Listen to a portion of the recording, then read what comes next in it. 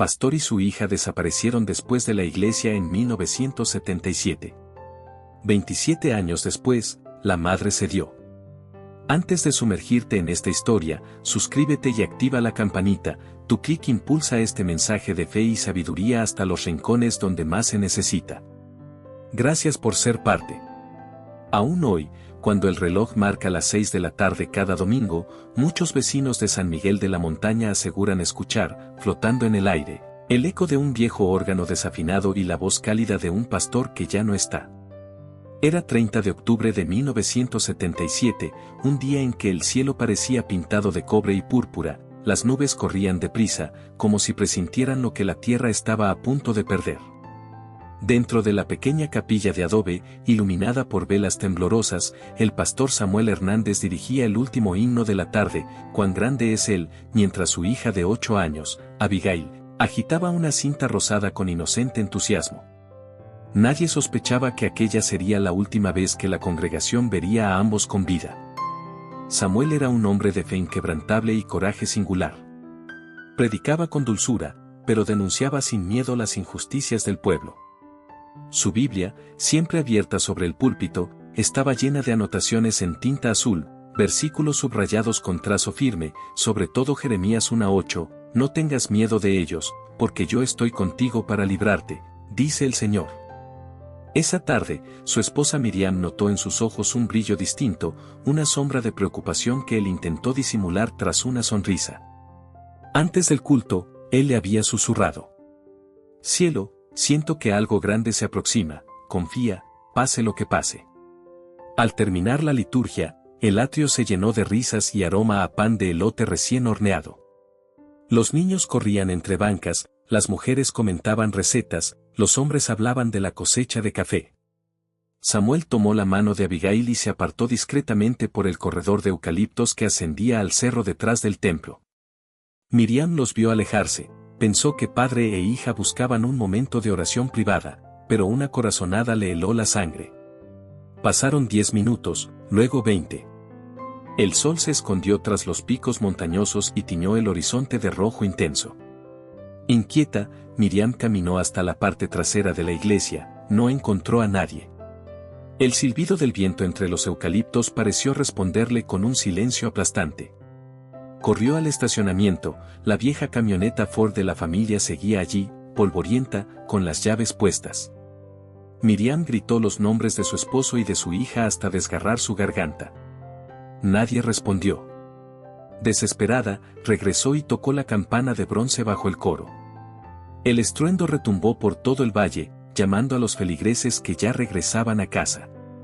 Pronto, la comunidad entera se movilizó. Con lámparas de queroseno y antorchas improvisadas, hombres y mujeres se internaron en la arboleda. Buscaron huellas, trozos de tela, un pasador infantil, nada. A casi 1 kilómetro del templo hallaron únicamente la cinta rosada de Abigail, enredada en un arbusto, como un pétalo perdido. Los ancianos recordaban relatos de contrabandistas que, décadas atrás, usaban esos cerros. Otros murmuraban sobre sectas extrañas o luces en el monte, vistas al anochecer. Miriam, temblando, apretó la cinta contra su pecho y recitó el Salmo 121, «Alzaré mis ojos a los montes, de donde vendrá mi socorro». Sus amigas intentaron consolarla, pero ella sintió que el suelo se abría bajo sus pies. Aquel 30 de octubre no terminó para Miriam, quedó atrapada en un crepúsculo eterno de incertidumbre. Esa misma noche comenzó la búsqueda oficial. Llegaron refuerzos de la cabecera municipal con perros rastreadores, revisaron cuevas, riachuelos y granjas abandonadas. El teniente Ramírez declaró a la prensa local que no había ni una pizca de evidencia. Era como si el pastor y la niña hubieran sido tragados por la tierra que tantas veces pisaron al llevar Biblias y alimento a los más pobres. Para Miriam, cada minuto se volvió una daga. Se culpaba por no haber retenido a su familia un instante más, por no haber seguido su intuición. Recordó la noche anterior, cuando Samuel salió a orar bajo la lluvia y volvió empapado, diciendo haber visto una señal en el firmamento que urgía valentía. Pensó que hablaba de un nuevo plan misionero, ahora temía que fuera presagio de algo más oscuro. A las 3 de la madrugada, El canto de los grillos se mezclaba con las sirenas. No se hallaron huellas de neumáticos extraños ni pisadas diferentes. La única pista seguía siendo la cinta rosada, insignificante para la policía, pero prueba viva para Miriam de que su hija respiraba en algún lugar. Guardó la cinta en su bolsillo y juró ante el altar vacío: no permitiré que el olvido lo sepulte. Volverán, en el nombre de Jesús. Así comenzó la travesía más dolorosa, y, con el tiempo, la más transformadora, de la vida de Miriam. La desaparición de su esposo y su hija marcó no solo a una familia, sino a todo un pueblo que, desde aquella noche, jamás volvió a contemplar la puesta de sol con la misma calma. Era el inicio de un misterio que tardaría 27 años en dejar pasar su primera chispa de luz, un lapso en que la fe de una madre sería forjada en el fuego del dolor y de la esperanza. La madrugada que siguió a la desaparición de Samuel y Abigail se convirtió en un mar de linternas oscilantes y rezos quebrados. El jefe de policía Luis Ramírez organizó de inmediato un operativo: 30 hombres, 2 perros de rastreo y el zumbido constante de radiotransmisores que repetían los mismos códigos sin hallar destino. Miriam, envuelta en un chal de lana que aún olía a su esposo, caminaba detrás de los agentes con la cinta rosada en la mano, como si esa fuera la brújula que la guiaría al corazón de un laberinto oscuro. Al amanecer, la búsqueda se extendió hacia los farallones de piedra quemada, un paraje de riscos afilados y cuevas minúsculas donde, según viejas leyendas tarascas, se refugiaban espíritus errantes. Los perros ladraron ante una entrada medio oculta por musgo, pero dentro solo hallaron murciélagos y el eco de gotas cayendo sobre roca viva. Para Miriam, cada cueva vacía era una estocada más honda. Sin embargo, seguía orando en voz baja el Salmo 23, aunque pase por el valle de sombra de muerte, mientras sus labios temblaban por el frío y el miedo. Los días siguientes transformaron el pueblo. Carteles con los rostros de Samuel y Abigail cubrían postes y ventanas, la radio local interrumpía la música para difundir descripciones, camionetas cargadas con voluntarios llegaban de comunidades vecinas. Doña Eulalia, la partera más anciana del lugar, preparó grandes ollas de caldo para alimentar a los buscadores. Decía que el cuerpo se fortalece para que el alma no caiga. Y aún así, el ánimo se desmoronaba a cada atardecer, cuando regresaban sin respuestas. Primeras pistas falsas, 1977 a 1980. Noviembre de 1977, un jornalero aseguró haber visto a un hombre con sombrero de pastor subiendo a un camión de carga rumbo a la capital. La policía inspeccionó los registros de peaje, ningún conductor coincidía con la descripción. Enero de 1978, se encontraron restos de tela blanca cerca del río Ameyal, a 15 kilómetros del templo. Miriam los palmeó con la esperanza de que fuera el vestido de Abigail. Eran retazos de un costal de harina. Julio de 1979, un rumor afirmaba que una secta en la sierra retenía niños con dones especiales. 2 agentes y 5 voluntarios recorrieron aldeas remotas, solo hallaron retiros de monjes que cultivaban maíz y oraban en silencio. El costo emocional. Con cada pista muerta, Miriam sentía como el pueblo entero se desgastaba. Parejas que antes se saludaban con besos ahora se evitaban mirando al suelo, las bancas de la iglesia crujían vacías los domingos, como si la ausencia del pastor hubiera dejado un silencio imposible de llenar. Algunos fieles insinuaron que la desaparición era castigo divino por predicar demasiado fuerte. Otros, con temor, abandonaron la congregación y optaron por ritos más discretos en casa. Miriam, sin embargo, mantuvo encendida la lámpara del altar cada noche, convencida de que la luz debía encontrarlos para regresar. La investigación oficial, 1981 a 1985. Cuando la Procuraduría Estatal asumió el caso, llegaron patrullas nuevas, drones primitivos y mapas topográficos. Se abrió un expediente de 200 páginas, pero la conclusión preliminar resultó devastadora: probable fuga voluntaria. Miriam golpeó la mesa del fiscal con un coraje que nadie le conocía. Mi esposo jamás abandonaría a su iglesia, mucho menos a mí. El fiscal apenas levantó la mirada. Señora, sin pruebas ni testigos, la ley no puede sostener otra hipótesis. Fe contra escepticismo. En 1983, Miriam contrató a un investigador privado, Tomás Beltrán, un hombre de rostro curtido que había resuelto casos de secuestro en la frontera. Beltrán revisó cada nota de sermón de Samuel, entrevistó a viejos enemigos políticos y cruzó informes policiales con denuncias anónimas. Su veredicto: alguien muy cercano sabía más de lo que dijo. Sembró la duda en el corazón de Miriam, pero también renovó su determinación. Beltrán descubrió un dato inquietante: una serie de cartas enviadas al pastor en 1976, firmadas por un tal hermano Eliezer, que advertían sobre falsos profetas infiltrados y hablaban de un lugar de refugio para los elegidos. Los sobres no tenían dirección de origen, solo un sello con la figura de un pez antiguo. El símbolo recordaba a los primeros cristianos perseguidos en Roma. ¿Era una señal? ¿Una trampa?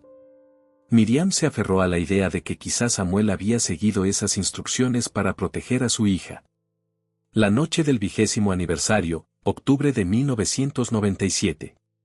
En el aniversario número 20, la iglesia lucía un moño negro sobre la puerta. Miriam, ahora con canas plateadas, organizó una vigilia de oración que duró hasta el alba. Entre cánticos y lágrimas, una mujer desconocida se acercó y colocó una pequeña caja de madera sobre el altar. Cuando Miriam la abrió, encontró una piedra lisa con las iniciales AH talladas a mano, las mismas que Samuel enseñó a Abigail a grabar en el arroyo tras la casa familiar. Era la primera señal tangible en 2 décadas.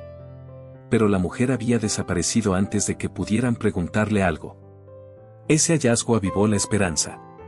Beltrán propuso reabrir el expediente. Las pistas respiran otra vez, dijo. Miriam levantó la piedra hacia el cielo y declaró con voz firme: mi socorro viene de Jehová, que hizo los cielos y la tierra. Los presentes se arrodillaron, conmovidos. Aquella noche, por primera vez en 20 años, las luces de San Miguel de la Montaña parecieron brillar con un fulgor renovado. Conclusión del punto. Así, la búsqueda se convirtió en un peregrinar de años, atravesando la incredulidad de las autoridades, las murmuraciones del pueblo y el desgaste de todas las fuerzas humanas. Sin embargo, en cada paso, Miriam halló una brizna de fe que la impulsó a continuar. Fue esa fe la que mantuvo viva la lámpara del altar, aguardando el momento en que Dios encendería un destello de verdad, un destello que, 27 años después, llegaría a su puerta en forma de una carta misteriosa. Durante los primeros meses tras la búsqueda infructuosa, Miriam se aferró a la idea de que cada amanecer traería una pista nueva. Pero la vida, cruel en su rutina, siguió avanzando sin ellos. El coro infantil encontró otra directora, la huerta de la familia quedó cubierta de maleza, y la pequeña casa pastoral retumbaba con un silencio hueco que ningún canto podía llenar. Los vecinos pasaban frente a su puerta con pasos medidos, temerosos de que un saludo mal dado rasgara de nuevo alguna herida. No había palabras adecuadas para consolar a una mujer cuyo mundo había sido arrancado de raíz. El rumor se volvió moneda de cambio en las tiendas y en la fila del molino. Que si Samuel se había fugado con una feligresa, que si la niña había sido vista en un circo itinerante, que tal vez los narcos necesitaban un pastor para lavar culpas. Cada versión se deslizaba como veneno en los oídos de Miriam, pero ninguna calzaba con la rectitud que conocía de su esposo. Aún así, cada murmullo dejaba una fisura en su confianza, como una gota que horada la roca con paciencia mortal. Las autoridades, incapaces de cerrar el caso, optaron por el expediente polvoriento, lo declararon sin avance.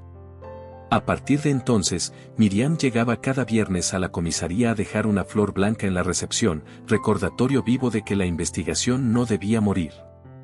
El teniente Ramírez fingía revisar papeles, avergonzado de la propia inacción, pero la flor se marchitaba siempre antes de encontrar respuesta.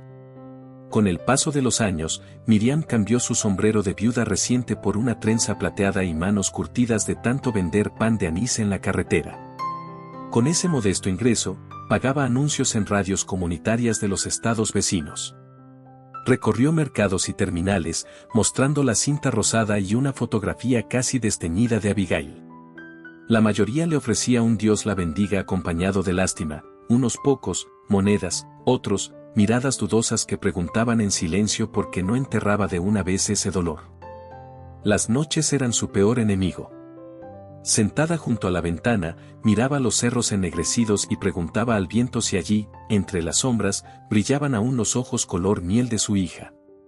Soñaba con Samuel entregándole un ramo de azucenas y diciéndole que todo fue una prueba, que volverían a casa antes del alba. Pero despertaba empapada en sudor, abrazando la Biblia como si fuera un salvavidas a la deriva. Las páginas, manchadas de lágrimas, se pegaban entre sí a la altura de Isaías 49, ¿acaso puede una madre olvidar al hijo que amamanta? Pues aunque ella lo olvide, yo no te olvidaré. Hubo momentos en que la fe pareció resquebrajarse. Una tarde de agosto de 1986, Miriam se arrodilló ante el altar vacío y golpeó la madera hasta que sus nudillos sangraron. Gritó que el cielo guardaba un silencio injusto, que su oración llevaba casi 10 años sin respuesta.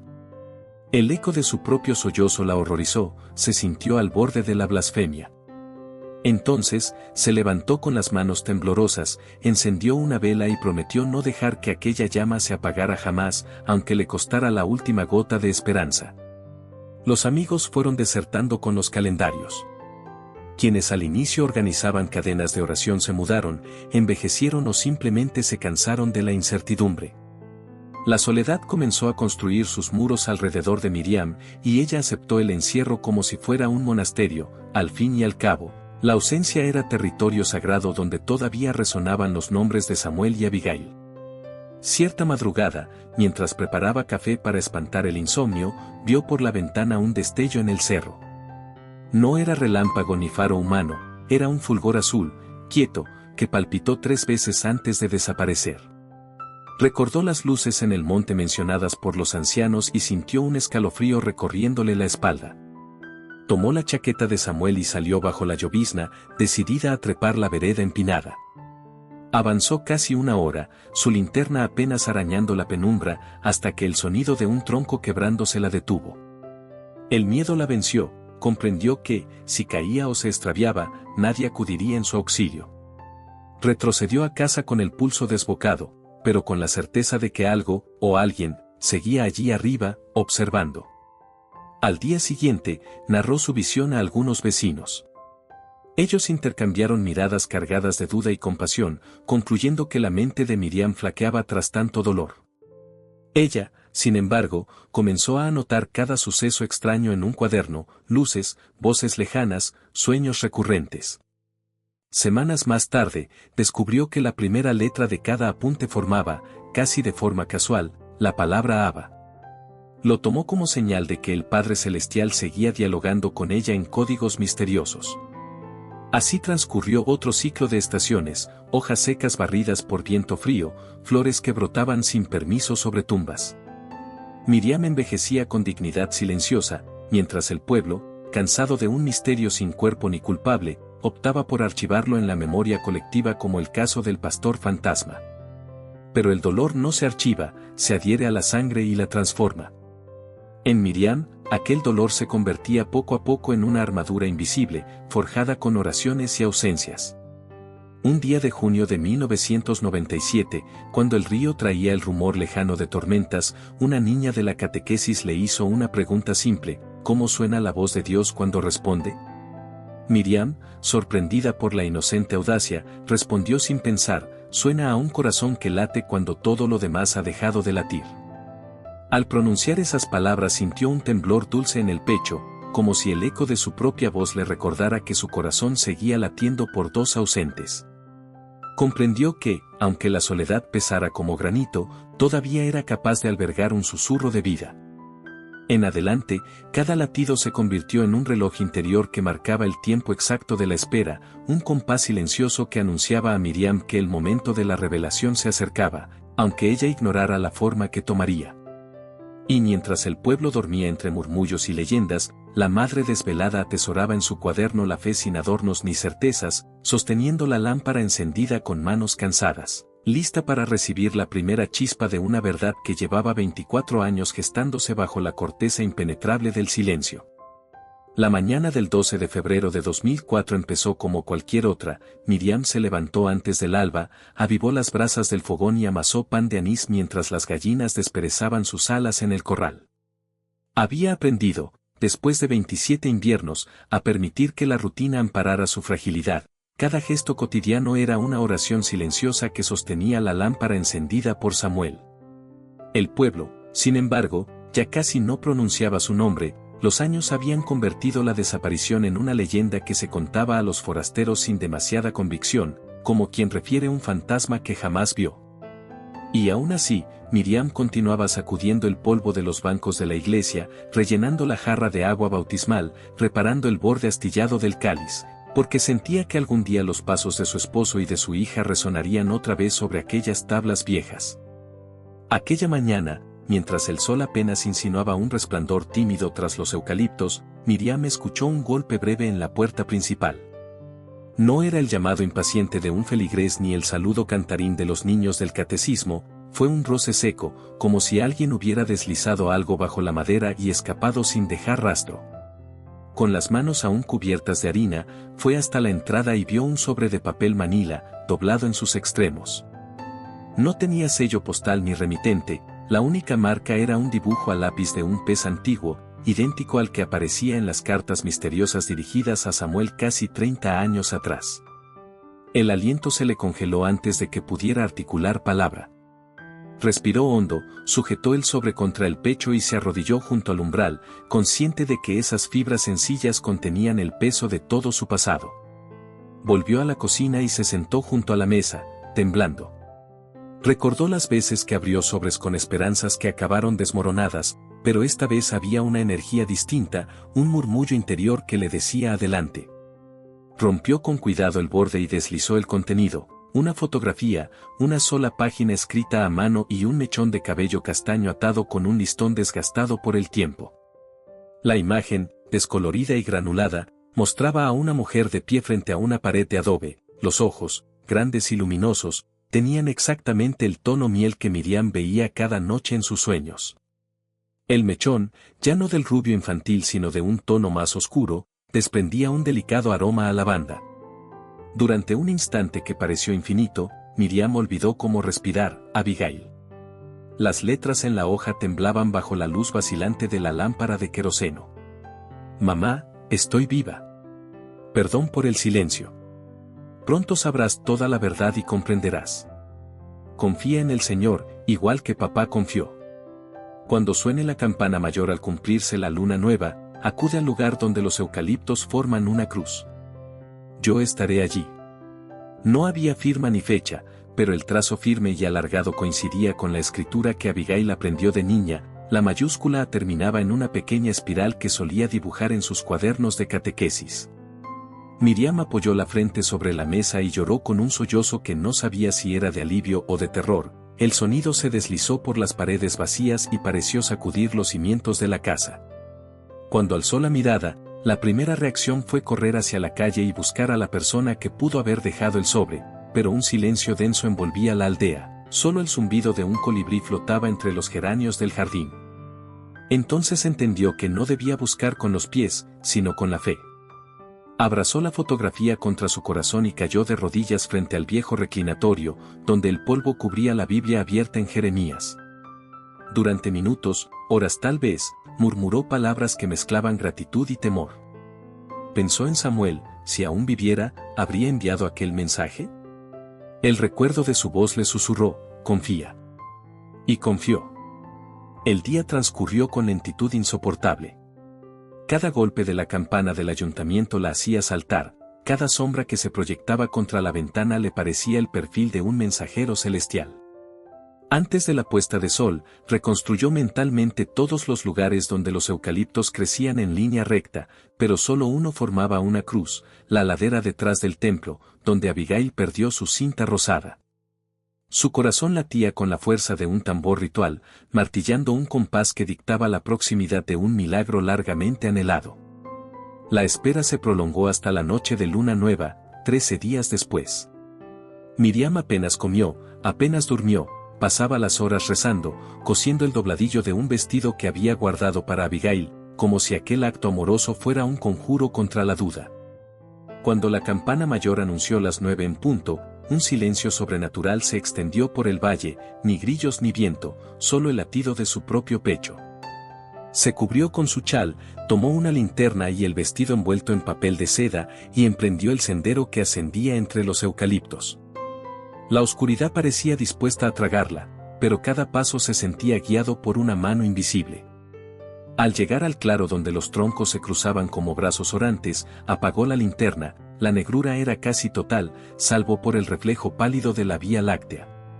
Un escalofrío le recorrió la espina. Narraría después que, en ese instante, no sintió miedo sino una serenidad extraña, como si la noche misma susurrara que todo estaba a punto de alinearse. De pronto, la tiniebla se rasgó con un destello plateado, una pequeña lámpara se encendió a pocos metros, revelando la silueta de una mujer envuelta en abrigo largo. El tiempo se detuvo. Miriam quiso gritar el nombre de su hija, pero la voz se le quebró en la garganta. La figura alzó la lámpara y avanzó lentamente, cada paso dibujaba en el suelo sombras que parecían alas. Cuando llegó a 1 metro de distancia, la mujer dejó la lámpara sobre una piedra, retiró la capucha y dejó caer la melena sobre los hombros. Los ojos miel, tan familiares, brillaron al borde de las lágrimas. Miriam sintió que el mundo giraba en silencio. La adulta delante de ella conservaba la misma curva en la sonrisa, la misma forma de inclinar la cabeza que tenía la niña que corría tras las mariposas en el huerto. Se miraron sin tocarse, como si se temieran romperse la una a la otra con un abrazo. Al fin, Abigail dio un paso adelante y alargó la mano. Miriam posó sus dedos sobre los de su hija, tibios y reales, y un sollozo surgido de lo más hondo las quebró a ambas. Entonces, el tiempo perdido se condensó en un instante, 27 años de silencio se deshicieron en un latido compartido. Se abrazaron con fuerza, llorando y riendo a la vez, como si el aire mismo se hubiese transformado en misericordia palpable. Pero antes de que pudieran pronunciar una sola palabra, un crujido entre los árboles las alertó. Miriam sintió un sobresalto, no estaban solas. Abigail le susurró al oído, temblando, «Mamá, aún no es seguro, debo llevarte a un lugar donde entenderás todo». Y, tomándola de la mano, la condujo hacia la penumbra. Entre el susurro de las hojas, Miriam escuchó otra frase apenas audible: «Papá confió en que este día llegaría, ahora debemos continuar su misión». En aquel instante, la madre comprendió que el reencuentro era apenas el umbral de un misterio mayor, y que la verdad que tanto ansiara podía ser más grande y más peligrosa de lo que su corazón imaginó. Sin embargo, al sentir la calidez de la mano de su hija, supo que estaba dispuesta a atravesar cualquier sombra con tal de no soltarla jamás. La luna nueva seguía oculta cuando Abigail condujo a su madre por un sendero escarpado que zigzagueaba entre peñascos. El aire olía a tierra húmeda y hierba silvestre, cada crujido de rama parecía un susurro cómplice de secretos largamente guardados. Miriam, con la linterna apagada y el vestido recién planchado sujetado contra el pecho, solo distinguía la silueta decidida de su hija, iluminada por la pálida lámpara que ella llevaba alzada como un faro. Avanzaron durante casi 1 hora, hasta que el camino se abrió a un claro rodeado por pinos centenarios. Allí, una luz tibia se filtraba entre las tablillas de una cabaña, como si un corazón latiera dentro de ella. Abigail tocó la puerta con 3 golpes suaves y quedó en silencio. Del otro lado se oyó el arrastre de un bastón sobre el suelo y el chirrido de un cerrojo oxidado. La madera se abrió para revelar a un anciano alto, de barba nívea y ojos grises como niebla matinal. Vestía un poncho tejido con lana basta y llevaba al cuello un crucifijo tallado a mano. Al ver a Miriam, inclinó la cabeza con reverencia, como si saludara a alguien que había esperado toda la vida. «Bienvenida al refugio, hermana», murmuró con voz grave. «Soy Josué». Miriam intentó responder, pero las palabras se enredaron en su garganta, solo pudo llorar en silencio mientras el viejo le ofrecía cobijo y té de hierbas humeante. La cabaña olía a cedro, cera y papiros antiguos. En el centro, sobre una mesa rústica, reposaba una Biblia envejecida, abierta en Hebreos 11, rodeada de cuadernos repletos de notas. Josué señaló un banco junto al fuego. Miriam y Abigail se sentaron una frente a la otra, la madre no soltaba la mano de su hija, temiendo que se desvaneciera como un espejismo. El anciano sirvió 3 tazas y, Por fin, comenzó a explicar, hacía casi 3 décadas, Samuel había descubierto manuscritos perdidos dentro de la misma Biblia que predicaba cada domingo. Anotaciones marginales de un misionero del siglo XIX hablaban de un pacto sellado entre comunidades cristianas perseguidas, destinado a resguardar la pureza de la palabra cuando llegara una época de oscuridad y corrupción dentro de la iglesia. Samuel, al notar que ciertos líderes eclesiásticos manipulaban las escrituras para obtener poder, decidió proteger el legado y, sobre todo, a la pequeña Abigail, depositaria de una memoria prodigiosa. Ella podía recitar textos enteros tras escucharlos una sola vez. Josué aseguró que hombres ambiciosos pretendían arrebatársela para usarla como biblioteca viviente, moldeando su don a su conveniencia. Ante la inminente amenaza, Samuel aceptó la invitación de refugiarse en aquella red de comunidades secretas, desperdigadas a lo largo de la sierra como luces encendidas bajo cuencos de barro.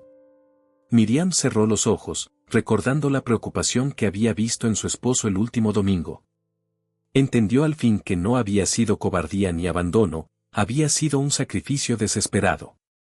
Sin embargo, otra sombra empañaba la historia. ¿Por qué no me llevaron con ellos?, preguntó, apenas un susurro entre lágrimas. Josué bajó la mirada. Samuel temía que cuantos más supieran de su paradero, mayor sería el peligro. Eligió el silencio para preservar a Miriam de represalias y mantener vivo el puente hacia el mundo exterior. Algún día necesitarían volver, y ella sería la única capaz de testificar que jamás cedió al odio ni a la mentira. El anciano se incorporó con cierta dificultad y abrió un pequeño arcón junto al hogar. Extrajo varios cuadernos atados con cuerda y los depositó en el regazo de Miriam. «Estos son los diarios de tu esposo», dijo, «contienen sus visiones, sus luchas y las instrucciones que dejó para cuando llegara este día». La mujer acarició las cubiertas como quien roza la piel de un ser amado reencontrado. El primer cuaderno empezaba con una frase escrita el mismo 30 de octubre de 1977, «Si muero en el desierto, que mis palabras florezcan como semilla en el corazón del justo». Josué se sentó de nuevo. Su voz se aflautó por la emoción mientras narraba los últimos años de Samuel, su salud quebradiza, la fe inmutable y la firme convicción de que Abigail debía retomar la misión cuando él partiera. El pastor falleció en 2001 al amanecer, tras orar toda la noche sobre un pasaje de Apocalipsis. Sus últimas palabras fueron un ruego para que perdonaran a quienes los habían perseguido. Antes de morir, colocó un hilo de lana roja en el borde de un cuaderno, señalaba un mensaje dirigido a Miriam, pidiéndole que mantuviera viva la llama de la iglesia hasta el reencuentro. El silencio se espesó, roto solo por el crepitar de la leña.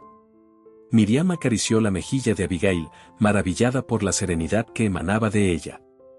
«¿Dónde has vivido todos estos años?», preguntó. La joven describió remotas comunidades que sobrevivían con lo mínimo, librerías improvisadas en cuevas, cultivos en terrazas que parecían colgar del cielo. Allí aprendió lenguas antiguas, medicina de hierbas y sobre todo una fe despojada de vanidad. Pero también confesó haber visto rostros de ambición entre los guardianes de los manuscritos. Algunos querían usar los textos para consolidar su propio poder espiritual. Por eso, al cumplir 35 años y sentir que la amenaza regresaba, Abigail decidió romper el voto de silencio y buscar a su madre. Juntas, podrían distinguir la voz de Dios de los ecos de la codicia humana. El anciano asintió. «He protegido a Abigail tanto como pude, pero ahora debe salir al mundo. Los manuscritos deben permanecer libres, no cautivos de intereses ocultos. Necesitamos testigos, necesitamos tu fuerza, Miriam». La mujer alzó las manos temblorosas, como quien recibe un vaso desbordante. Recordó la promesa que hizo de no dejar apagar la lámpara, comprendió que aquella luz no era solo para guiar el regreso de su familia, sino para alumbrar el camino de muchos. De pronto, un golpe seco retumbó en la puerta. 3 toques helados, idénticos a los que habían precedido a la llegada de la carta. Josué apagó la lámpara de inmediato y les indicó guardar silencio. Afuera, el viento chasqueó entre los pinos. El anciano se acercó a la rendija de la ventana y, con gesto grave, hizo señas para que Abigail y Miriam pasaran a un compartimento oculto tras una estantería. Se acomodaron en la penumbra, respirando apenas. Los cuadernos crujieron contra el pecho de Miriam como hojas secas. Un destello de linterna se coló por la rendija, voces masculinas se murmuraban en un idioma que Miriam no reconoció. Sintió la mano de su hija aferrarse a la suya con fuerza. Tras varios minutos de tensión, los pasos se alejaron. Pero algo había cambiado en el aire, ya no se trataba solo de secretos familiares, sino de una amenaza tangible que rastreaba la verdad como un depredador nocturno. Josué entró al escondite, sus ojos reflejaban la llama temblorosa del candelabro recién encendido. «Nos han encontrado», dijo en voz baja. «Ya no hay tiempo, debemos partir antes del alba». Entonces comprendieron que la montaña, que en otro tiempo había sido refugio, se convertiría en su primera línea de batalla. Miriam cerró los puños, plantándose frente al miedo con una resolución que jamás imaginó poseer. No sabía cómo, pero estaba dispuesta a proteger a su hija y el legado de su esposo, así le costara la vida. Mientras Josué trazaba un plan de huida, la madre sintió que los 27 años de dolor se transformaban en coraje puro. El mismo fuego que había mantenido la lámpara encendida ahora ardía en su interior, iluminando un camino que la llevaría, inevitablemente, a enfrentar la oscuridad que había reclamado a su familia tanto tiempo atrás. El plan de huida se puso en marcha antes de que la franja rosada del amanecer tocara las cumbres. Josué hizo que Miriam y Abigail envolvieran los cuadernos en tela encerada, luego los ocultó dentro de un morral de cuero reforzado. Salieron por una puerta trasera cubierta de helechos y siguieron un angosto sendero que descendía hasta una quebrada. El viento helado les cortaba el rostro mientras el primer canto de los gorriones anunciaba que el tiempo apremiaba.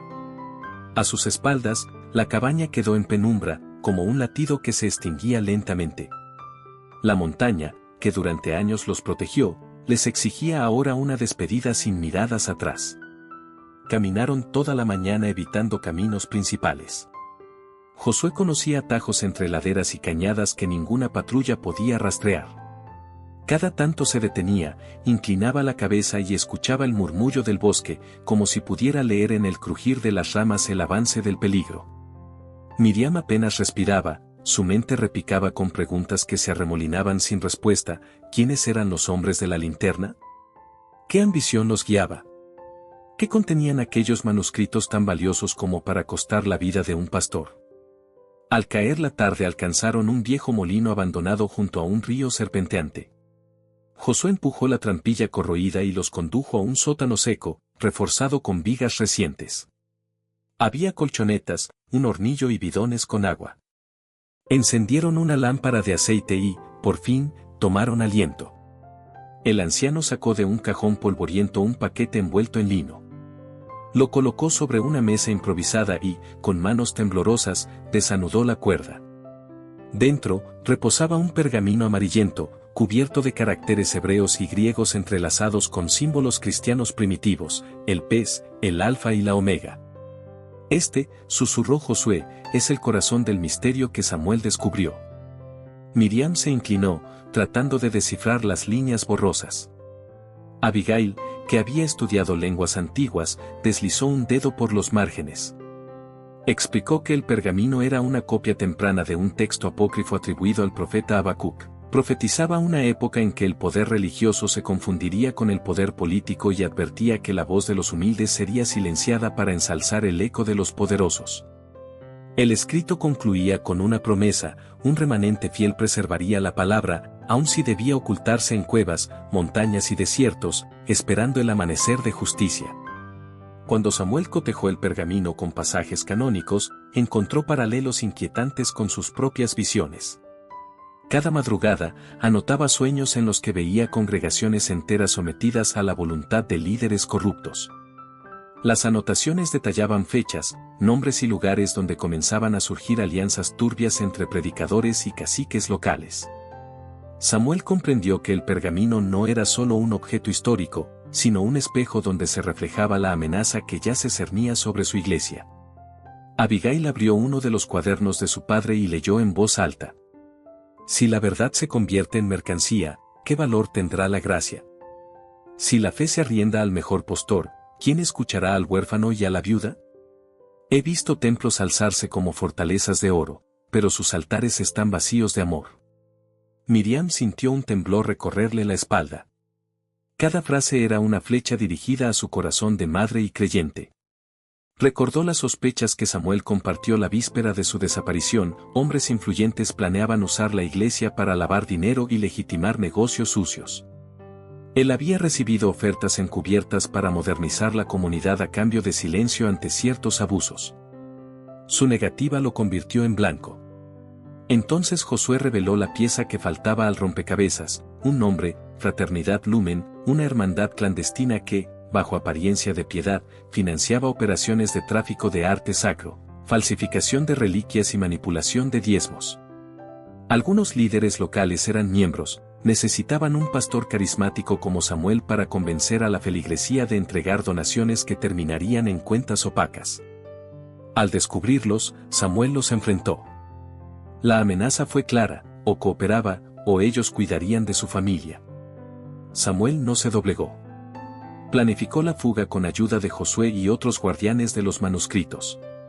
El día del culto, mientras los feligreses entonaban "Cuán grande es Él", 2 miembros de la fraternidad vigilaban la puerta principal.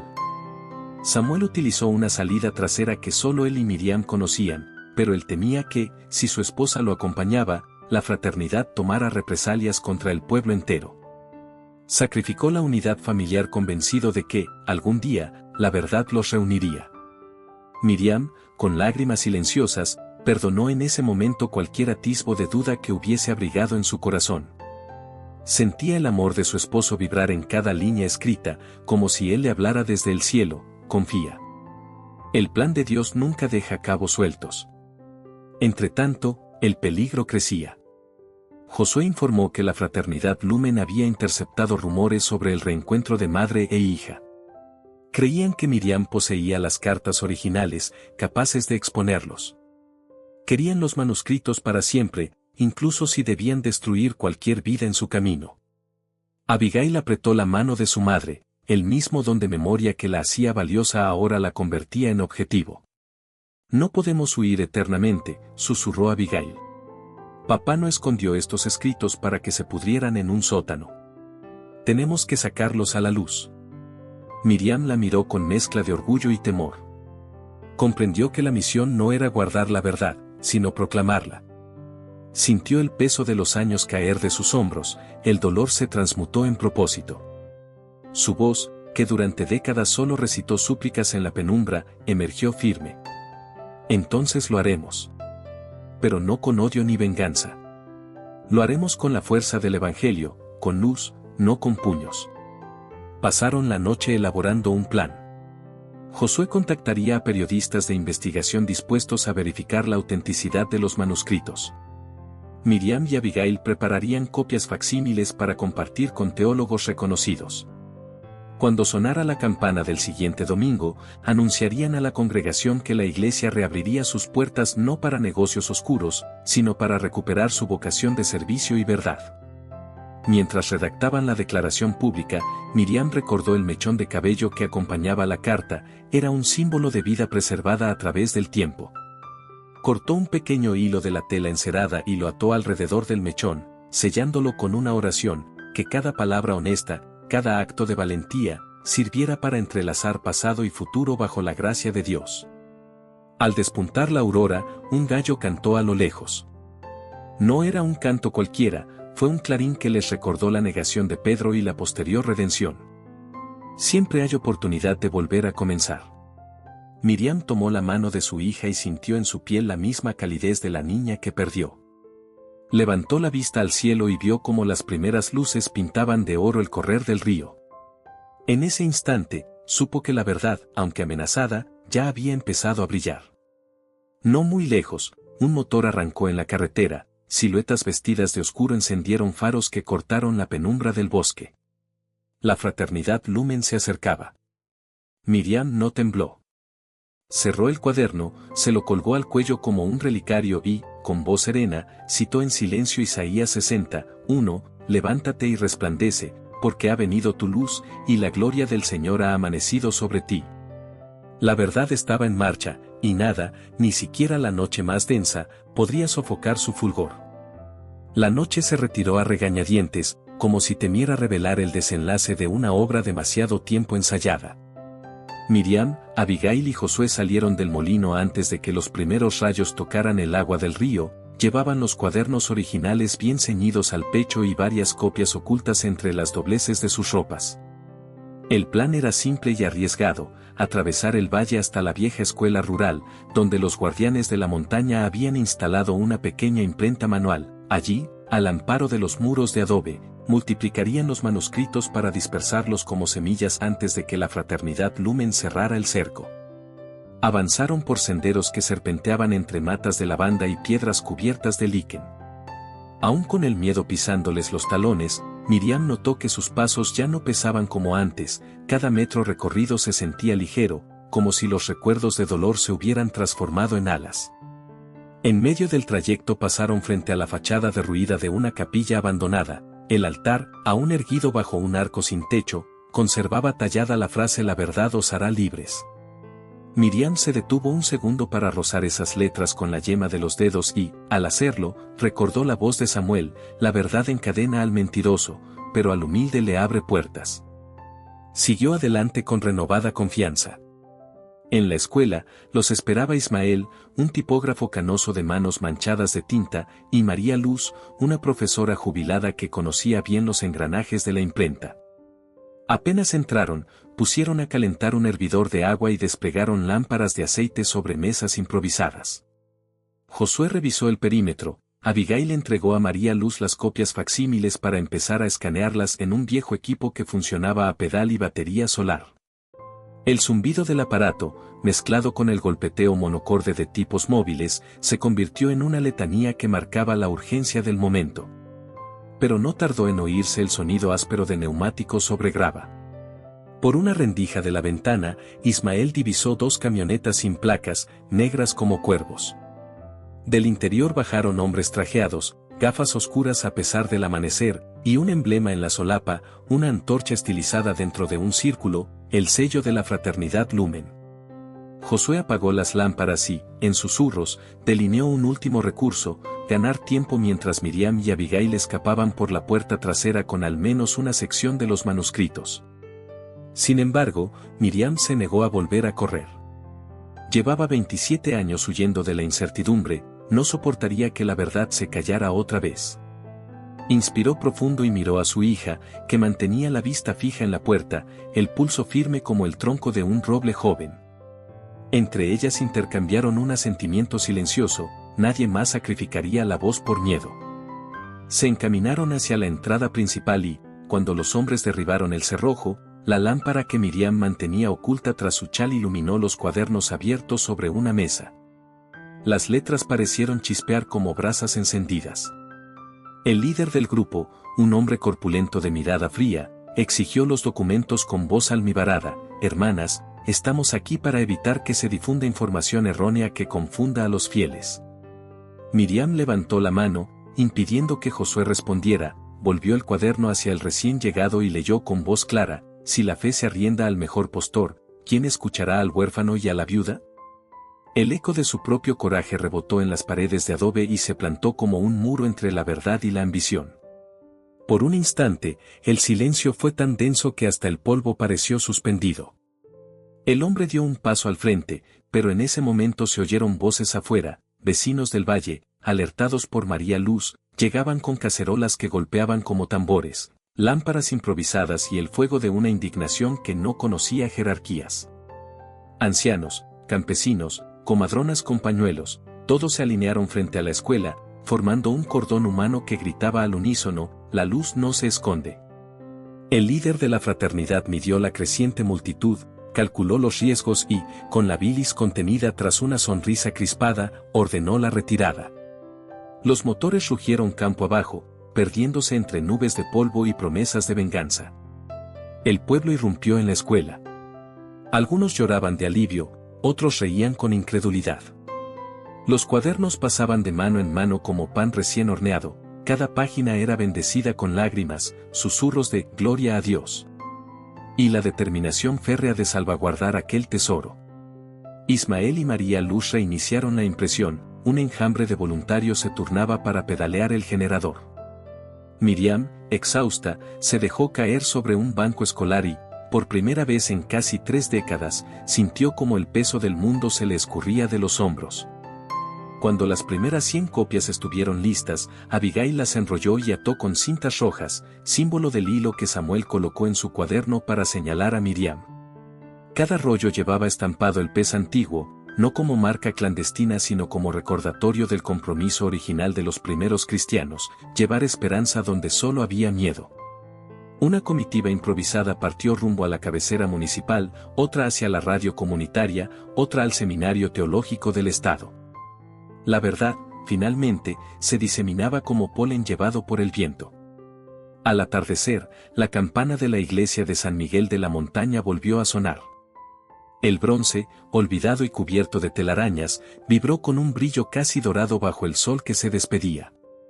Miriam y Abigail caminaron por la nave central. La madre alzó la lámpara que había prometido mantener viva, la hija depositó sobre el púlpito la primera copia de los escritos. El templo se llenó de rostros conocidos y de otros que habían regresado para ver el milagro con sus propios ojos. Cuando el silencio se asentó como un manto, Miriam habló. Durante 27 años recé por un milagro. Hoy entiendo que el milagro no era volver al pasado, sino caminar hacia el futuro con la verdad en las manos. Estos escritos no son una reliquia para venerar, sino una brújula para nuestra conciencia, nos recuerdan que la fe es servicio, no mercancía, compasión, no negocio, luz, no sombra. Sus palabras fueron seguidas por un aplauso espontáneo, tímido al principio, pero pronto vibrante, sostenido por el crujir de bancas al levantarse la congregación. Al fondo, Josué apoyó la frente contra una columna, desbordado por la emoción, su misión de guardián concluía allí, donde la voz de un pueblo entero se alzaba para custodiar lo que él había protegido en silencio. Esa noche, cuando las estrellas recamaron el firmamento y el aire olía a pan dulce y a papel recién impreso, Miriam salió al atrio con Abigail. Miraron la cruz de eucaliptos que se recortaba contra la luna y se fundieron en un abrazo sereno. Ya no eran madre e hija separadas por un abismo de preguntas, sino dos testigos de una misma gracia. Miriam percibió, en el latido de su propio pecho, el eco de aquellas palabras que la sostuvieron tanto tiempo, la voz de Dios suena como un corazón que late cuando todo lo demás ha dejado de latir. Y sonreía, porque ahora encontraba aquel sonido multiplicado en cada pecho que se había unido a su causa. No hubo fuegos artificiales ni coros celestiales, solo la certeza profunda de haber devuelto la luz a su lugar. En silencio, las dos mujeres ascendieron los escalones del campanario y, con manos entrelazadas, ataron la cinta rosada, ese resto de infancia perdida, junto a la soga de bronce. Cuando la brisa nocturna la agitó, la cinta danzó sobre el valle como una lengua de fuego tenue, anunciando que la llama encendida por Samuel nunca se había extinguido, simplemente aguardaba el momento de iluminar un nuevo amanecer. Y así, como quien guarda un tesoro en vasijas de barro, el legado del pastor se transformó en el corazón latente de una comunidad entera. Su desaparición ya no era un misterio doloroso, sino la semilla que germinó en un bosque de voluntades unidas. La fe que durante 27 años sostuvo a Miriam se convirtió en un río caudaloso donde todos podían abrevar.